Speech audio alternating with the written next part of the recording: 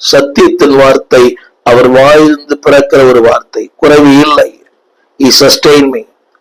ஒருவேளை நிற்க முடியவில்லை, நிற்க பலன் இல்லை, ஊழியம் செய்ய பலன் இல்லை, எப்பக்கமும் அன்பார்களே நீங்கள் தாக்கப்படலாம்.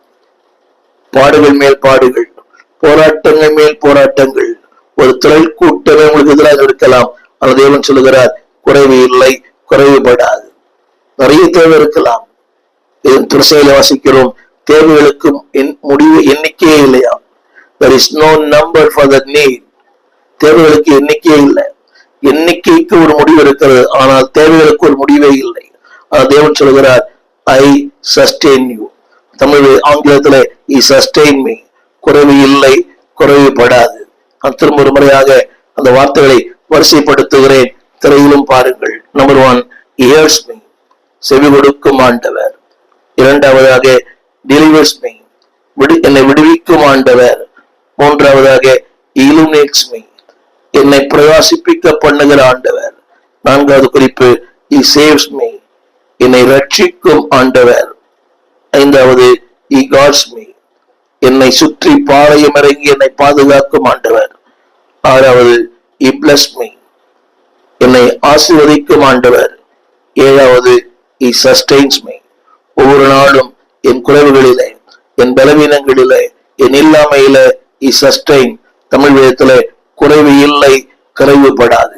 ஆவியிலே, ஆத்மாவிலே, சரீரத்திலே குறைவு இல்லை, குறைவுபட மாட்டாய். அந்த இது தேவனை தொடர்ந்து பற்றி கொள்ளுவோம், துதிப்போம், ஆராதிப்போம், ஊழியம் செய்வோம். தொடர்ந்து தேவன் நன்மைகளை செய்ய வேண்டுமானால் பல வார்த்தைகளை சொன்னேன். செவி கொடுத்தார், விடுவிக்கிறார், உயர்த்துகிறார், அது மட்டுமல்ல குறைவில்லாமல் நடத்துகிறார்.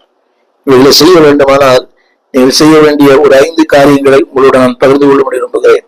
இதை ஆங்கிலத்தில் தமிழ் சொல்ல. நம்பர் 1, the declaration, உங்களுடைய அறிக்கை. இரண்டாவது, your testimony, ஒரு சாட்சி உள்ள ஒரு வாழ்க்கை. மூன்றாவது, உங்களுடைய அழைப்பு. நான்காவது, தேவனுடைய அந்த போதனை. ஐந்தாவது, முடிவு. ஆங்கிலத்தில் சொல்லுகிறேன், டிக்ளரேஷன். இரண்டாவது, இன்விடேஷன். மூன்றாவது, இன்ஸ்ட்ரக்ஷன்.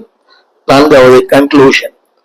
கவனிங்கள். முதலாவது, அதை குறித்த ஒரு தெளிவு. எனவேதான் அந்த வார்த்தை 1, 2, 3 இப்படி ஆரம்பிக்கிறது. நான் இக்காலத்தில் அவரை ஸ்தோத்தரிப்பேன், அவர் துதி எப்போதும் என் வாயில் இருக்கும். அது கடினமான ஒன்று.